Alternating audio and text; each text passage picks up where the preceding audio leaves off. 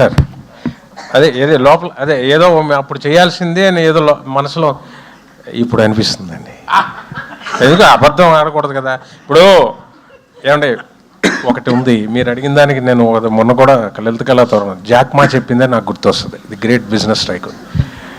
ఎప్పుడు కంప్లైంట్ చేయకు ఎవరి మీద. ఏజ్ నీ సైడ్ ఉన్నప్పుడు కంప్లైంట్ చేయకు. If you have age do not complain.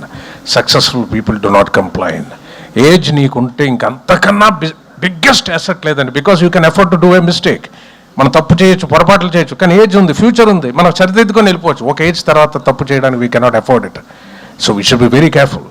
So age ఉన్న దానికన్నా అద్భుతం ఇంకోటి లేదు సార్. అందరికీ నేను చెప్పేది ఆ ఏజ్లోనే ఈ బుద్ధి వచ్చే డెఫినెట్గా మీరు చెప్పేటట్టు అయ్యింది. ఇప్పుడు తీసిన లీడ్ క్యారెక్టర్ అప్పుడు ఎవడండి? మీకోసమే క్యారెక్టర్లు రాసిన సందర్భాలు చాలా ఉన్నాయి. అప్పుడు నాన్నగారు వెనకాల ఇదిగో ఇలా నించుండిపోయానండి. సో జీవితం ఏంటో నన్ను నేను తెలుసుకోవడానికి చాలా సమయం పట్టేసింది. అది మా అమ్మగారు దారి చూపిస్తే తెలుసుకొచ్చాం. సో ఏజ్ ఉన్నవాళ్ళు మిస్టేక్స్ చేసినా ఏం కంగారు పడకుండా ముందుకెళ్ళచ్చు. ఒక స్టేజ్ దాటాక we cannot afford to do a mistake అన్నది నా ఇది. నాకు మీరు చెప్పినట్టు అయ్యో అలాంటిది ఉంటే బాగున్నాయని ఇప్పుడు ఉన్నప్పుడు అది అనిపిస్తుంది, అది ఉన్నప్పుడు ఇది అనిపిస్తుంది.